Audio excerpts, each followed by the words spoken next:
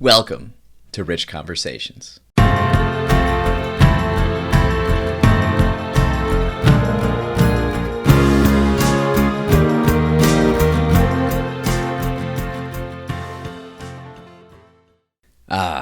It's that magical time of year here in Chicago, when multiple weeks pass without the temperature climbing above 30 degrees. I used to hate it, but now I love it.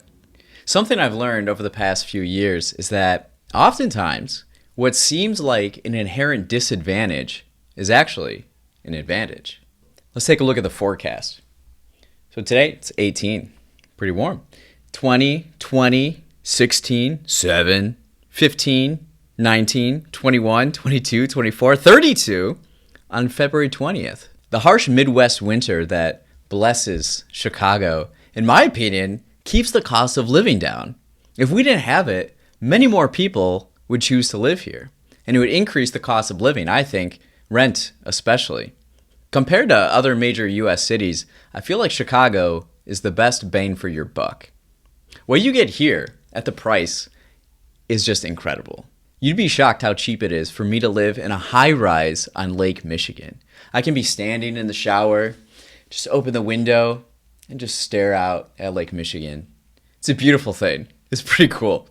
And if you've listened to other podcast episodes on here about cities, you'll know that too. That's a result of a city continuously building new housing, cheap rent. Something I've been learning and understanding is that people are the greatest assets of cities.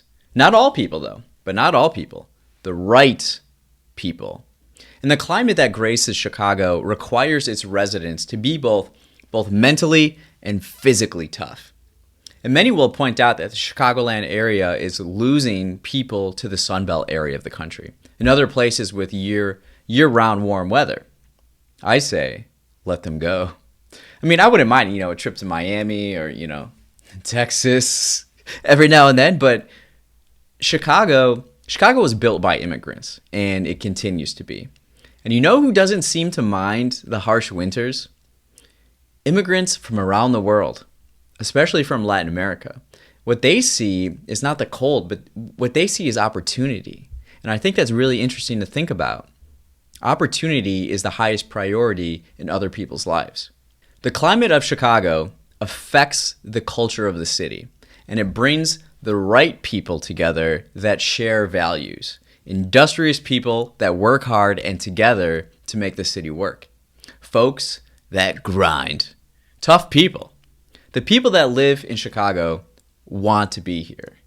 And I think that mindset is so powerful and inspiring. So I'm very grateful for this weather. Winters really aren't that bad. I would say the most unique ones I've experienced here is the blizzard of 2011 when the cars got stuck on Lakeshore Drive. That was pretty crazy. And then the polar vortex of 2014. That felt like it lasted from January to April of not getting over above 30 degrees. I remember my roommate and I, we actually hosted an Airbnb guest during that time for 2 weeks. She was from Sardinia, Italy, which is like this beautiful paradise island off the coast of Italy. And she just loved her time here. She was so joyful, and she had never seen snow before. So she'd take videos of squirrels in the backyard running around in the snow because she hadn't seen squirrels yet either. And I think that demonstrates how if we alter our perspective, it can make a huge impact on our experiences. I've gotten a lot of pleasure out of just going on walks in the cold lately. I try for at least an hour a day. And I just love it because I think about these things while I'm walking and how the pain is only temporary for the positive outcomes that we desire long term. And the cold, this climate, it brings us all together. Not to mention, by embracing this culture and this climate, our summers are the best in the country.